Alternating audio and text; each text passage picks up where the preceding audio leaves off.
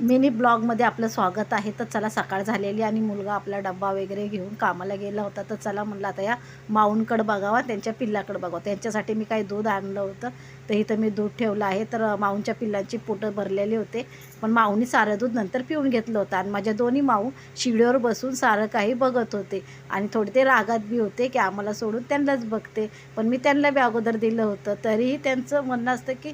आणि इथं बसला आहे डॉगीस, जो तो आहे साऱ्या डॉगींचा राजा.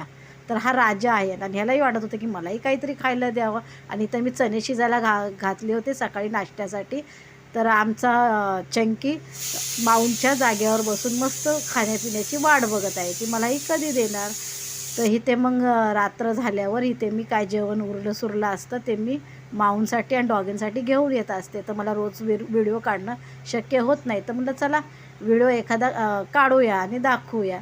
तर इथं बघा कशी माझे माऊ आणि डॉगीज वाट बघत आहे. तर व्हिडिओ आवडला तर नक्की लाईक करा, चॅनेलला सबस्क्राईब करा. Bye bye.